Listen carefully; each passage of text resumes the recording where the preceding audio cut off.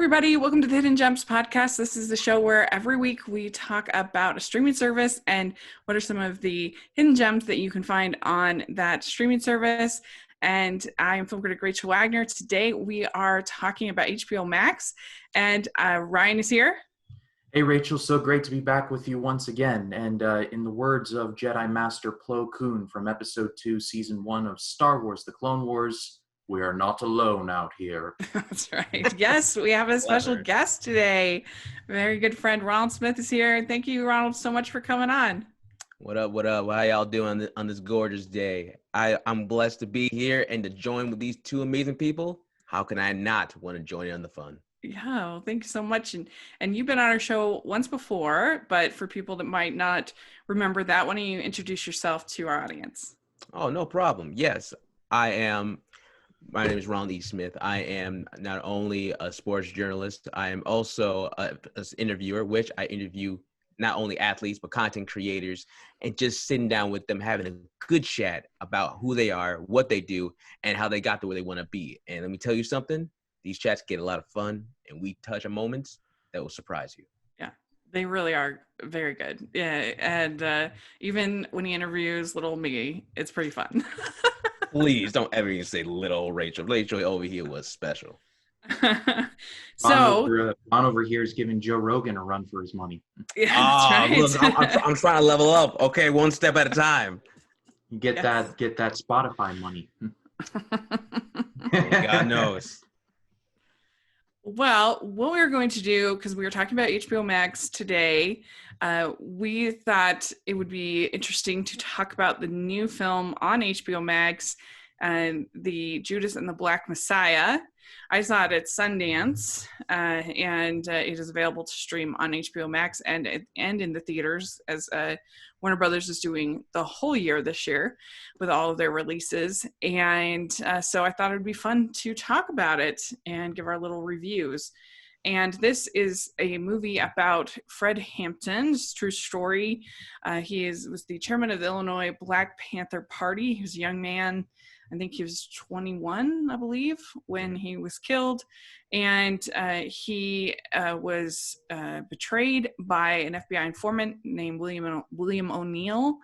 And Fred Hampton is played in this movie by Daniel Kaluuya, and William is played by Lakeith Stanfield. And this also has Jesse Plemmons in it and Dominique Fishback in important roles. And I think it's a pretty compelling film. I definitely enjoyed it. I think the biggest strength is all the performances are really, really good. And they definitely get a sense of feel, and you feel like you are in the 1970s in this. It feels very immersive to me, this film. But Ronald, what did you think overall of this film? Y'all don't even know. Like, and it's so weird to say this, like it's, and maybe I say you'll understand it. I loved it, but also I hated it, because dang, like this film is so compelling. Like you get sucked in the moment it starts, and after that you're connected with these characters. Like I really was just swooped in, and then also it catches you on surprise on moments when you're trying to figure out what's gonna go. And then in the end, again, no spoilers. I ain't gonna do that nonsense. I mean, it's history, so what are you gonna do? True. You're right. True. Even though you do know how it'll end up, it still catches you up on guard. Like it's so emotionally frustrating. Like Fred Hampton, I never knew that much about him until I watched the film, and that made me want to look up more about him. Imagine all that you can do at 21 years old. Like, it's insane. I cried. I was angry. I loved it. I would recommend this movie to anybody. Like, it's definitely a film that I would say you need to watch, but I can also understand if someone tells me I couldn't watch it again, because it is a hard watch. What do you think, Ryan? Yeah, I absolutely agree with Ron. It was very good. The performances were absolutely amazing. I think my favorite of which was Daniel Kaluuya. Even though I'm not a big fan of Get Out. I thought he was the best part of it. He was awesome in Black Panther, and he's been great in most of the movies he's in. No different here. Not too familiar with Lakeith Stanfield. I know he's been in some other movies I think I might have seen, but he was great here. Jesse Plemons looks more and more like fat Matt Damon, and it's you can't not notice it. It's like Matt Damon and him are going to meet each other one day, and they're going to be like the Spider-Man. Spider-Man, yes, Spider-Man. And yeah, if I had to have one like minor nitpick with the movie, is that I felt like it wasn't long enough. The movie's 2 hours, and I wanted this movie to be like Malcolm X length, like go the full 3 hours with it, because there's so much in this movie. The Rainbow Coalition, Fred Hampton going to prison, ONeill essentially taking over the Illinois Black Panthers and rebuilding the headquarters after the police battle in Chicago. Like, there's so much you can expand upon and go into like little side stories with. And I felt like in 2 hours, it was just like, okay, they started something and then they had to be super concise with it. I wanted more from it. This subject is like screaming for like an HBO miniseries or something like that, because HBO creates excellent miniseries like Band of Brothers, and it's just amazing. So I felt like it was a little constrained by the 2 hour runtime. I wish it were longer. However, that's like a small thing. Like, it's small in the grand scheme of things. I can agree with you on there, because the one flaw I would have with the movie is I felt like they could have done a better job with Bill O'Neill's motivations. It seemed to me that just not getting arrested for stealing a car wasn't like enough motivation. Maybe that was in reality his only motivation for doing what he did, but I could have used a little bit more from him and his character. And but I think that he did a good job with what he had, and it was not like it was bad. I just could have used even more, I think, from his character.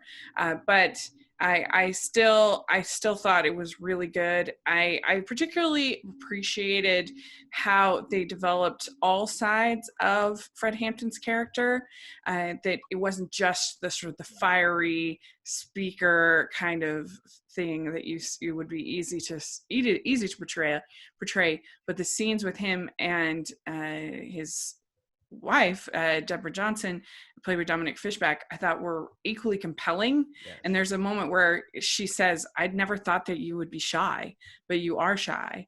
And I thought that added so much to his character and just made him a really interesting, dynamic character that could be both shy and this fiery preacher personality, protester.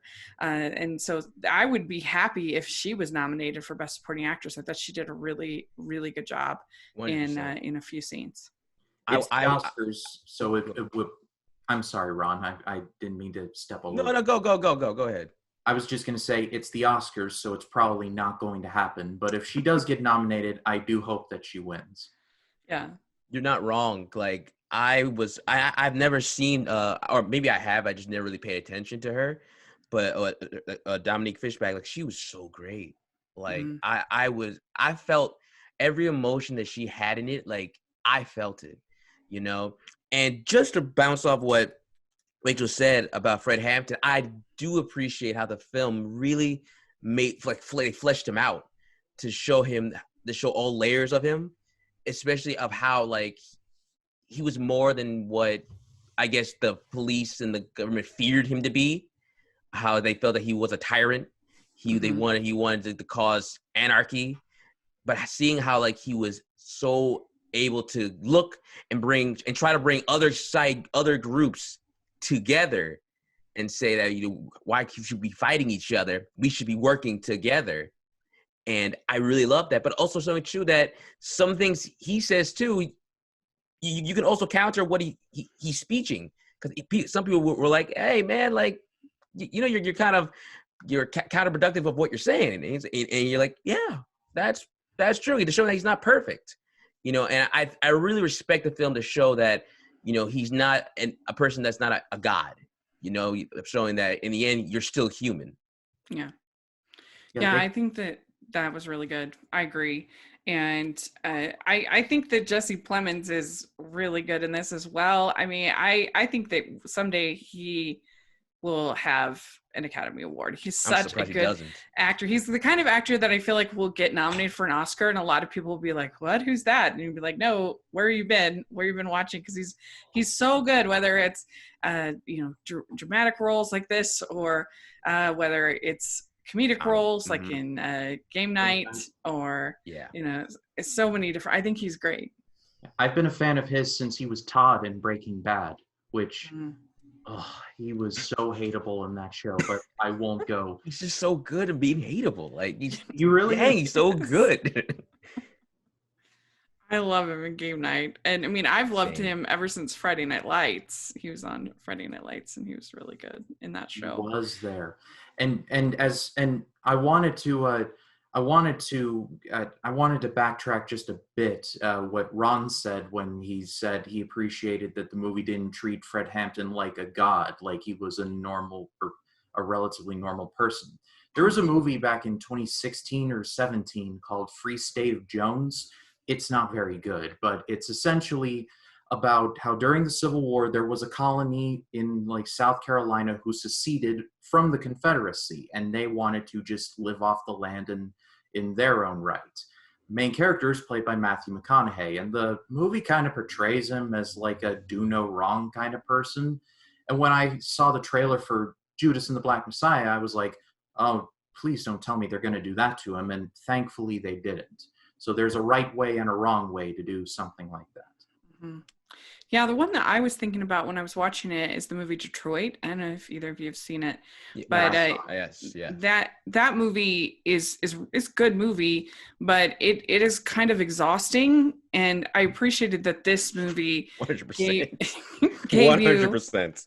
gave you moments to breathe, like I said, with the characters. And I almost wish that they had just focused on Fred Hampton and not had William O'Neill be a major character, because I don't know, I just felt like I didn't quite get enough with him, and I could have just had it just been about Fred Hampton. I don't even know if we needed the other kind of storyline, and maybe that goes to what you were saying, Ronald, about it or Ryan, about it being a little bit short, but yeah, just where like by the time you finish Detroit, you just feel so depressed.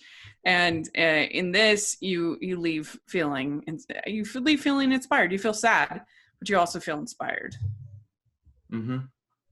So I remember when I got out of seeing Detroit, I'm like, excuse me, I'm going to go walk myself into the sea now. Same. Oh, I gotta go to bed. I just don't want to talk to nobody anymore. I just want to wait till tomorrow comes. Yeah. So if you were going to give this movie a rating 1 to 10, what would you give it? What do you think, Ryan? Oh, put me on the spot. Okay. I think I'm gonna give it an 8.5. Yeah. Actually, I'm feeling generous. Let's go 9. All right. My only real problem is that I wish it were longer, but I already expounded upon that. Yeah, I do think that Martin Sheen was kind of a weird choice for J. Edgar Hoover. He did have a pretty tension-filled scene with Jesse Plemons, though, and he's like, "What would happen if your daughter brought home a young Negro?" And he's like, "He's an infant, sir," and like that didn't answer my question. I'm like, where is this going? So props to him for doing that. But Ronald, what do you think? What score would you give it? I've been battling this, because I kept saying to people about it, saying that, oh, it's just so good.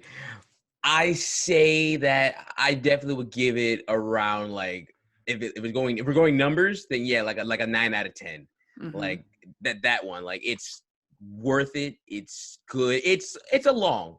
I'll say that. So if you don't recommend people, don't grab your drink, grab your snack, and just lock your door so you don't get distracted. It's that kind of a movie. Yeah. If somebody comes to the door, the UPS man, go away. Leave it on the door. All right. Thank you. I'm going to give it an 8 out of 10 just because of I felt like the William O'Neill character could have been a little bit better developed. And so that's the only reason. But it's really strong. I really thought it was great. And so, yeah, people should check it out. And I don't know this director at all, Shaka King. I believe this is her debut, if my memory serves me right. Yeah, that's pretty. Whenever I say cool. her, impressive. Whenever I say her name, I half expect to hear myself say Shaka Khan, and I'd be like, I thought that too. That came in my head. Yeah. I half expect her to appear on screen and be like, "Ain't nobody does it better." And I think it is a man, actually. I'm seeing on IMDb. I'm not sure, but anyway. So yeah, very impressive debut. Oh yeah. Yeah. So, all right. Well, let's talk about our recommendations then for HBO Max. In general, Ron, would you say you've been happy with HBO Max? Do you think it's been a good service or not? It's definitely been something that I can bounce in and out of. You know, It doesn't have, for me, enough to stick around, especially when you're looking at how many other streaming services you have and you're trying to balance your pay. So you're really trying to ask yourself, is it worth that extra cash? And for me, it's all right, you know? Does them doing the same day releases on HBO Max and in theater, does that make it more appealing? Oh, 100%. Yeah. Like if someone's saying, when they look at the list of all the movies they announced for HBO Max, and if they still don't feel comfortable of going into that theater, this is gold. Are you kidding me? Like, this is something you can be like, thank you very much. I ain't going nowhere. This is what I wanted from the get-go. Yeah. Ryan, we've talked a lot about HBO Max, but what do you think at this point kind of about it and as a service? I'm actually growing more fond of it by the day because I think in terms of content, it has a lot of stuff that I really enjoy. Like, I've been rewatching Band of Brothers as of late, and that's one of my favorite miniseries ever. It's fantastic. And it has a lot of other stuff that I love on there, like old Cartoon Network shows, like, spoiler alert, one of my recommendations. And it has the Ghibli movies on there, which I've been using for my I Finally Watched series over on my channel. #cheap plug. It's got TCM on there and a bunch of classic movies on there. And I think in terms of like a tailored experience, I think HBO Max is one of the better services out there. And with the same day new release thing as in theaters, I was like, okay, let's see how this goes. But I think as of right now, I think it's doing pretty well for them. I think the jury's still out on whether or not this is going to be good long term, but in the short term, I think it's a pretty good idea. And I mean, it's especially great service for me because I get it for free with my Comcast. So I mean, how can you complain about that? There. Yeah, so it makes my Comcast subscription way more valuable because I get HBO Max and Peacock both included in my Comcast. So that is pretty good. Dope. And also like it was pretty weak, I thought, like this summer when they were like losing the DC films, losing Harry Potter and losing, like it just seemed like, what is happening with the service? They're not gonna have anything left. And but I feel like they've kind of crawled out of that, and this same day as theaters kind of initiative was very smart. I think we were all a little sort of shocked and skeptical when they first announced it, and they could have definitely informed the creators that they were doing that, but 100%. Especially now that it seems like things are going to be even delayed more, it's starting to make way more sense, and I'm like, okay, I get it. But anyway, yeah, so it's a pretty good service for all the reasons that you all said. And so let's talk about our recommendations, and I will go first. So my first recommendation is a docuseries, and they have such great documentaries on HBO, and whether it's the sports ones or the other documentary series. I loved McMillions last year, was one of my favorites, and this year they have something called The Lady and the Dale, and this is a really great docuseries, and it's about this woman, Liz Carmichael. And she's a transgendered woman in the 1970s, true docuseries.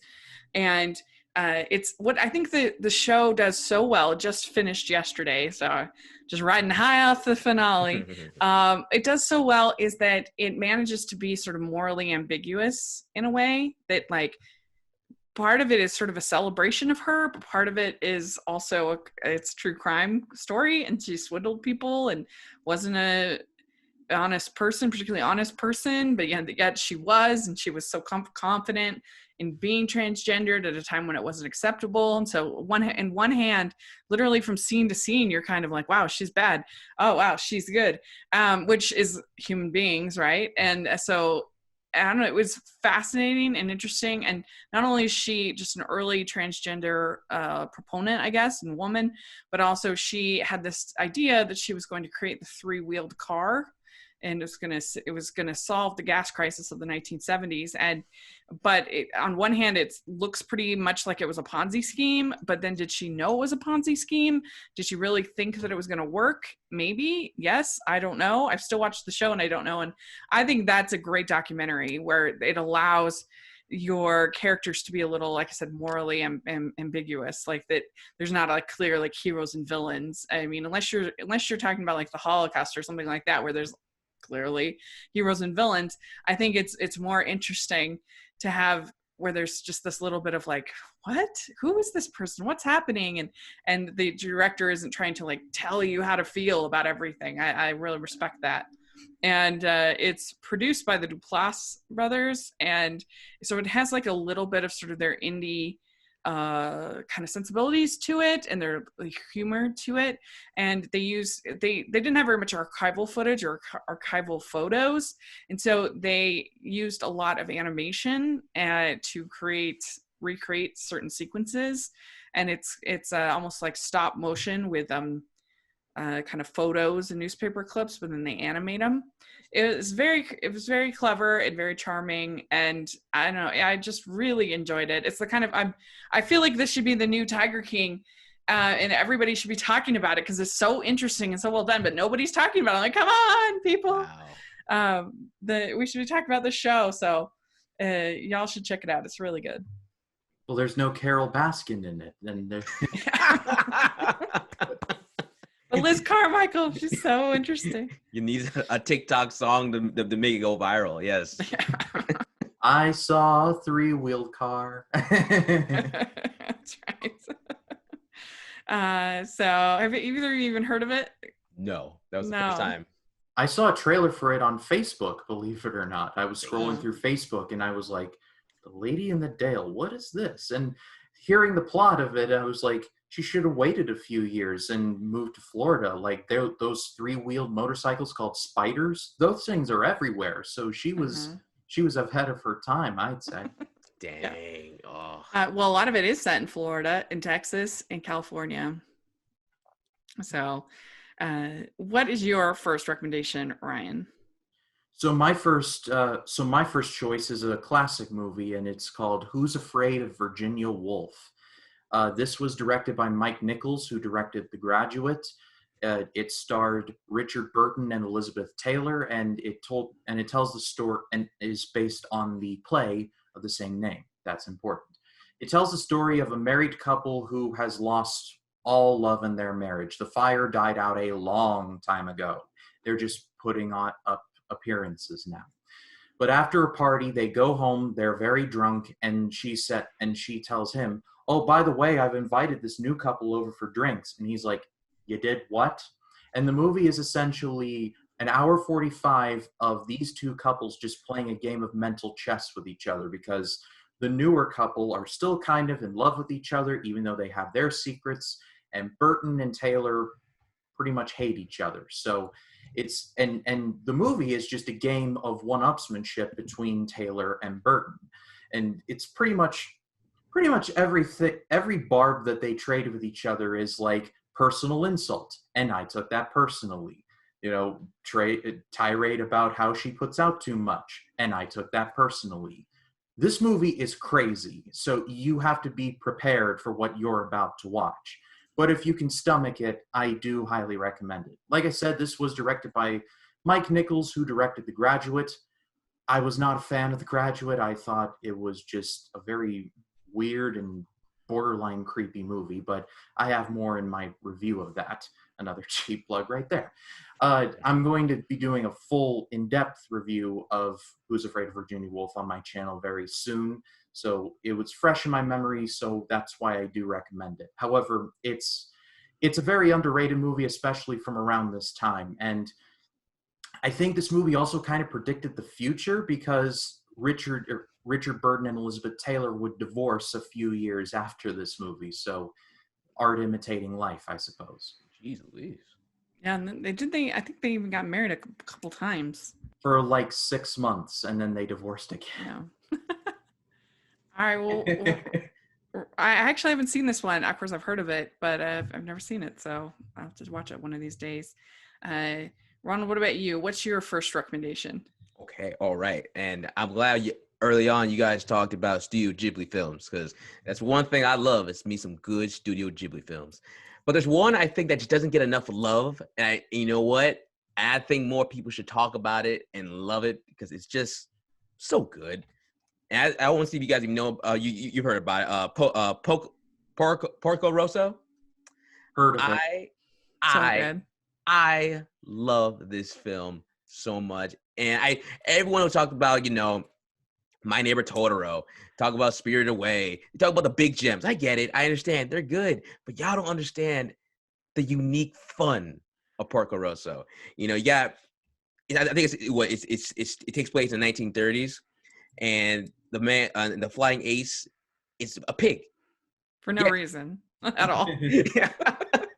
And you're first trying to just cut that in your head just to think about this, and watching it, he's brash, he's sarcastic, but also he's teamed up with a young girl who can back up the energy that he's given, and then you're just lost in the world of it.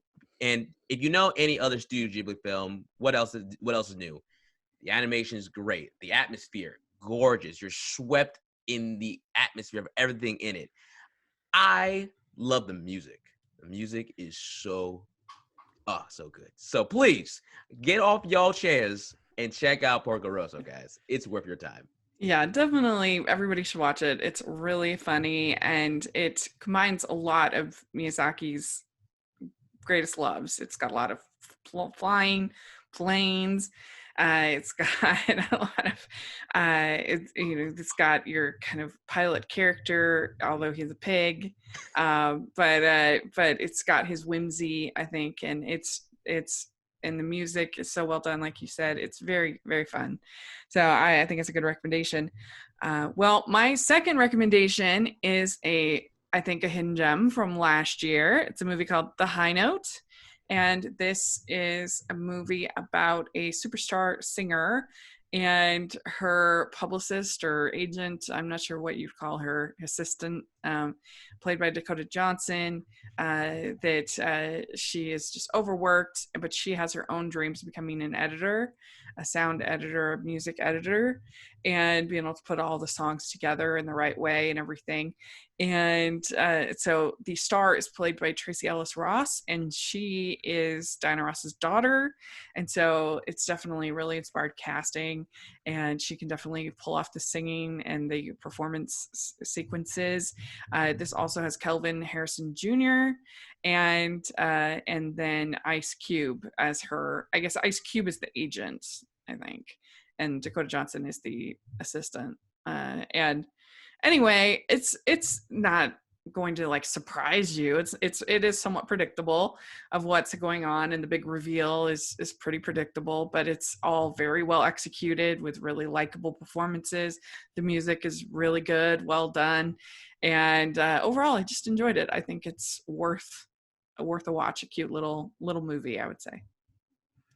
So did any of you get to see this last year? I was going to see it in theaters, but the world went to hell, so I really couldn't. Yeah. Chalk that up on the board with the rest of the movies. Dang it.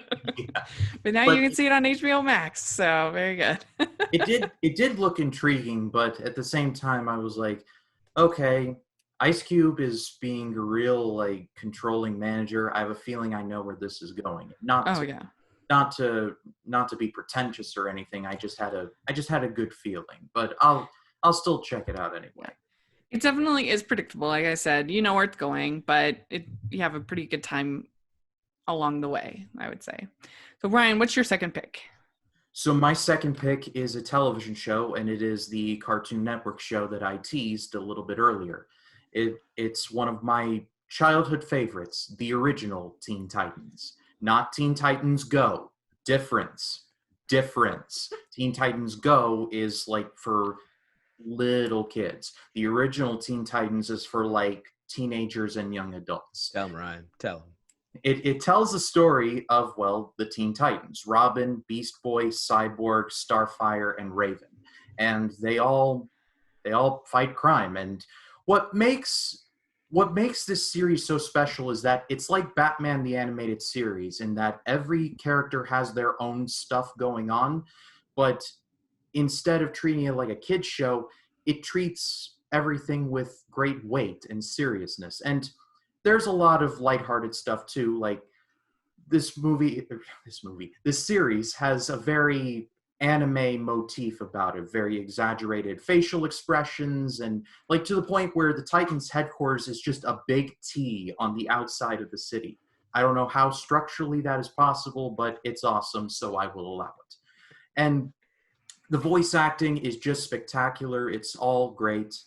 My boy D. Bradley Baker, who would crush it on Clone Wars and Rebels, is here as one of the villains. Ron Perlman is the Titans' main villain, Slade, and he's awesome.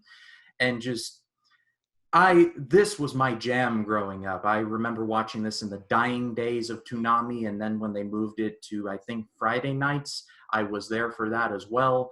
This is like in between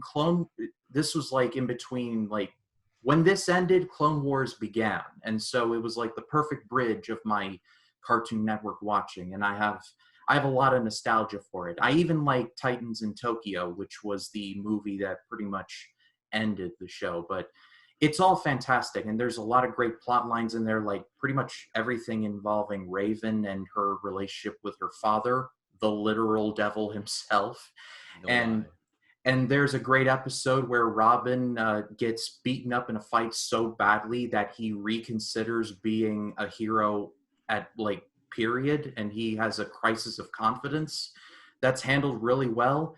And I can't talk enough about this show. It's amazing. It's one of the best DC cartoon shows that they ever made. Like it feels almost like a direct successor to shows like the animated series and Batman Beyond. It's like that's like the next step. At least it's what it feels like to me. If you haven't watched it, you totally should.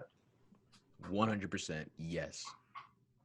Yeah, of course I heard about the show a ton when the Teen Titans Go movie came out, and that everybody hated Teen Titans Go. I never seen either of the shows. No, it wasn't a bad movie. But I actually really enjoyed the movie. I thought it was funny. I am ambivalent towards Teen Titans Go. If you like it, that's perfectly fine. You all should have as much right as any to like that show. However, it's like that's like great value Coca-Cola, and Teen Titans the OG is like Coca-Cola Classic. Like there's a difference. Tasty.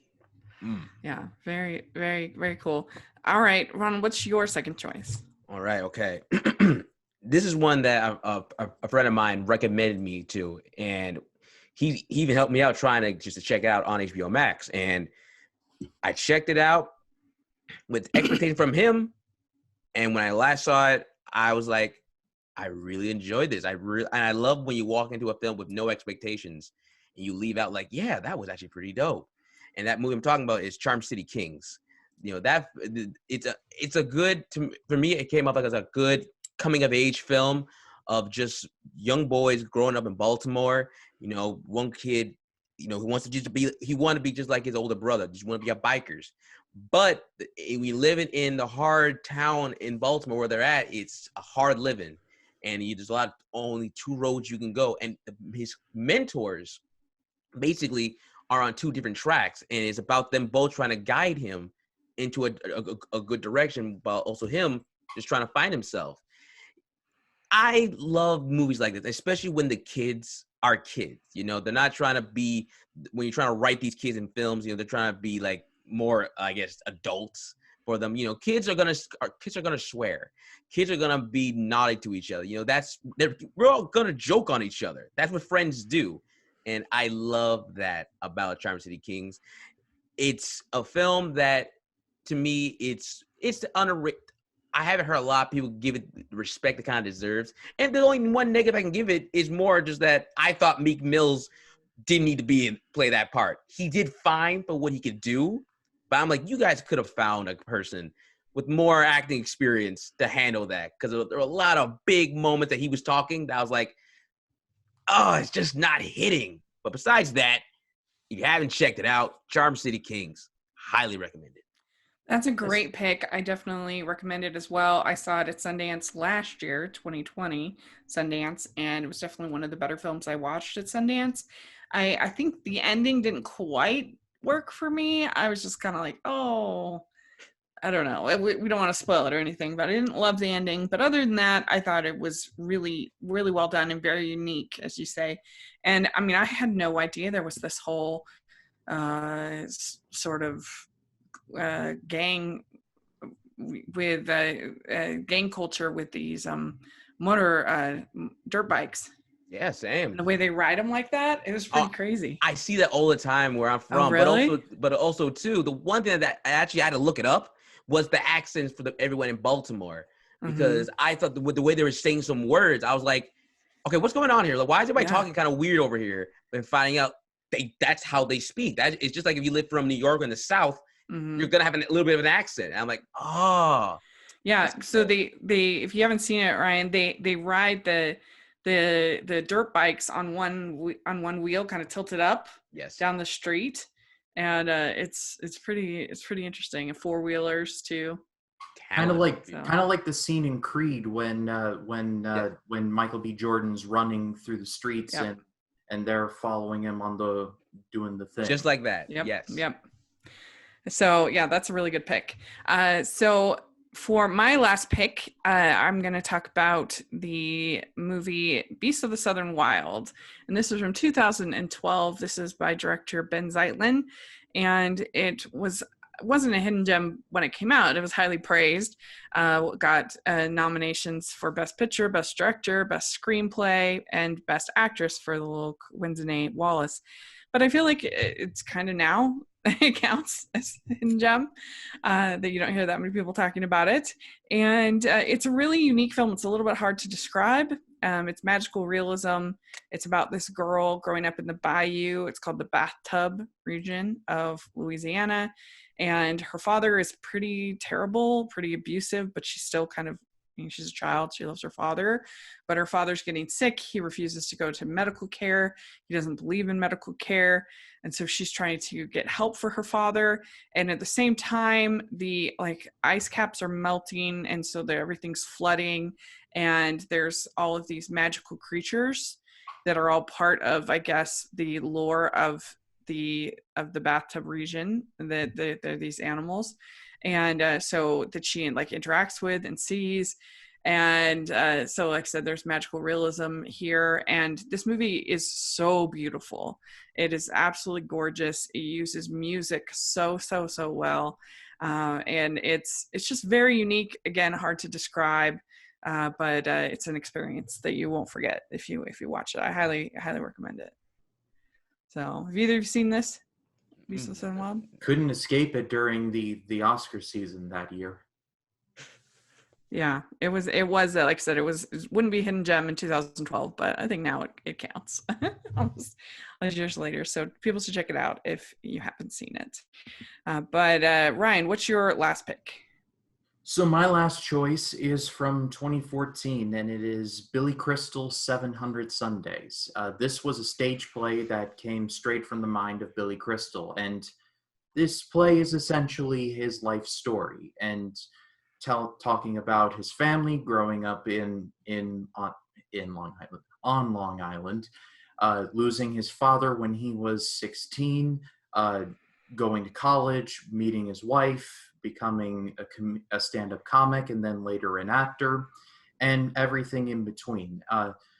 this is not a traditional stand-up, or this isn't just a traditional like one-man show. Like, this is Billy Crystal telling intimate details about his entire life, and it is amazing. I cannot sell this enough. Literally, the first story is when the gangster known as Big John Amento crashes into the family car, and he literally shows up at the Crystal home and offers to buy Billy Crystal's father a new car. And he's like, "No, Mr. Amento, I don't want that." And he's like, "Why not?" And it's like, "Because that's my car. I paid for it, and I pay for my own things," essentially. He tells it much better, but it's stuff like that. And it's not only incredibly funny, but it's also incredibly sad at times, because Billy Crystal also tells the story about how his father died when he was 16, and it was after a nasty blow up that they had, and just you can tell just in his manner of speaking, in his voice, of just how much regret he feels, because it's his father. And literally the last conversation they had was an argument over a girlfriend, and just you can't take those moments back, unfortunately. And I can't really go into how awesome this show is. I've seen it so many times. I even rent it from the library. It's that good. But it's on HBO Max now, so it can be seen by a lot more people. And so it's a film play, or is it a show? It's a one-man show, but it was on Broadway, and it won a Tony. So cool. Yeah, that sounds really good. That sounds interesting. I think I'd heard of it, but I've never seen it, so that's a good hidden gem. Mm-hmm. Yeah. All right, Ron, what's your last pick? All right, and this one to me is the gem because it's fighting right now to get another season. And I'm like, you guys need to go and get subscribed to HBO Max just to binge this, or just play it in the background. But even if you play in the background, you won't be able to clean your house or do your laundry, because you're going to be sucked into this show. This animated show is so fantastic. And I'm talking about Infinity Train. I love this show so much. It's probably, if I look back right now, it's on my top 5 like all-time favorite animated shows, because of how unique it is, and just the world that they set it, how they set it. And again, I can't spoil it. That's how great the show is. Each season, I'll just say, each season will keep you on your toes, because it's not what you expect it to be. And I love that. I love a show that can just change itself and yet keep it connected and keep you going. It's just something that in this day and age of how anime shows are being held and dealt with, some are being pushed to streaming services, or they can't even find a home, and they gotta hope to find life on the internet to get traction. Seeing when Infinity Train began, it started online on Cartoon Network, and then the online spirits started talking, and then when it looked like it was gonna be on the network, be on the channel, it got moved. We didn't know what it was gonna be. HBO Max, and once we saw it, everyone just couldn't stop talking about it. It's fighting for a 4th season. I'm telling you guys, listen to these words. Check it out. You won't be sad. You'll be so happy, and then you'll say, "Give us the 4th season." Yeah. I've been meaning to check out the show, and I really need to. It's just so hard to fit in seasons of television, but I've heard nothing but great things about it. Yeah, it's so worth it. I think you would definitely like it. It touches on subjects that I'm so surprised like an animated kids show really touched it and handled it very well. Mm-hmm. Yeah. I'll definitely have to watch that. Especially with Blue Sky Studios closing their doors, it feels like animation is now like it's like in a hunting season at the minute, and it's rather unfortunate. Yeah, that's a good point. Very good. Well, we did it. We have our recommendations and a review of Judas and the Black Messiah. So if you have any thoughts of any of our recommendations or what you thought of the movie, please let us know in the comment section or on Twitter. We'd love to talk about it. And Ryan, where can people find you? They can find me on Facebook, Twitter, Instagram, and Letterboxd at RyanCam20. Then there's, of course, my YouTube channel, which is just called Ryan Cam. We're recording this on a Monday, which means my AFI project video for George Lucas's first movie, American Graffiti, has dropped. So go check that out. Yesterday, in honor of Valentine's Day, I dropped a video for one of my favorite romance movies ever, About Time. And then on Wednesday, I'm going to be talking about the 2011 movie Hana. It's a movie that I've loved, but nobody talks about, and I'd like to shed some light on that subject. And then on Friday, the AFI Project comes back to talk about the Bob Fosse musical Cabaret. So if you haven't checked me out, please do. I've got a lot of content coming your way, plus some other series that I'm working on behind the scenes. So check me out if you haven't. Right. And Ronald, where can people find you? If y'all want to go see some good talks, some good interviews, I recommend you come find me at Ronald E Smith. I'm the only one there, so promise you won't get lost. And upcoming soon, you'll be seeing an interview with me and former NFL and XFL punter kicker Marquis King. And where you want to check up there, you can also hear some interviews from Mets prospects and also Long Islander MMA fighter. So check it out. Come check out those nice things. Or if you want to just come see me and chat up with me on Instagram, come on, don't be shy. I'm very talkative. You'll see me up there at Ron_Smith10. That's all you need, and I hope to see you there. Could you ask that XFL punter if he met Vince McMahon and what is he like? I know this was when they got bought out and it's no longer owned by the WWE now. But that would have been actually really fun to ask if it was still owned by him. Yeah. That'd be interesting. So you can find me at Rachel's Reviews, all over social media, iTunes, YouTube, and on Rotten Tomatoes.